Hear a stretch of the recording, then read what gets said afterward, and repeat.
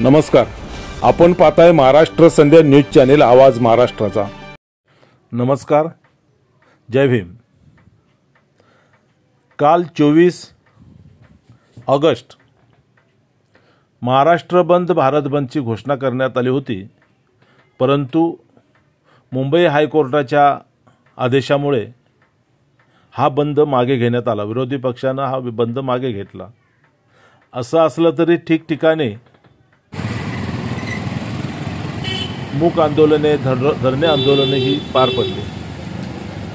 चांदोली संघर्षनगरमध्ये माजी नगरसेवक ईश्वर तायडे यांच्या नेतृत्वाखाली तोंडाला काळी पट्टी बांधून मूक धरणे आंदोलन करण्यात आले। संघर्षनगर रिक्षा स्टँड 12 नंबर या ठिकाणी ही धरणे आंदोलन करण्यात आले। ईश्वर तायडे यांच्या नेतृत्वाखाली ही लक्षवेधी मूक आंदोलन करण्यात आले। या मूक आंदोलनामध्ये आंदोलकाने हातामध्ये लक्षवेधी असे फलक घेतले होते।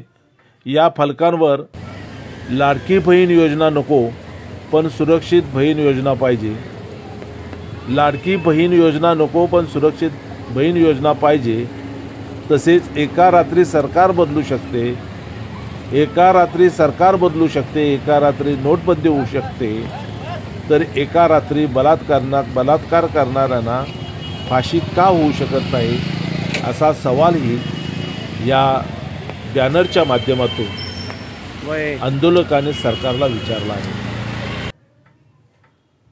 माजी नगरसेवक आणि शिवसेनेचे स्थानिक नेते ईश्वर तायडे यांच्या नेतृत्वाखाली ही मूक आंदोलन करण्यात आलं, धरणे आंदोलन धरण्यात आले आणि संघर्षनगरमध्ये जाण्या येणाऱ्या लोकांचं या फलकांनी आणि ईश्वर तायडे यांच्या अनोख्या आंदोलनाने लक्ष वेधून घेतलं होतं। आपण पाहताय महाराष्ट्र संध्या यूट्यूब न्यूज चॅनल आवाज महाराष्ट्राचा। महाराष्ट्र संध्या यूट्यूब न्यूज चॅनलचे असेच नवनवे व्हिडिओ आपल्या मोबाईलवर पाहण्यासाठी चॅनल सबस्क्राईब करा। धन्यवाद।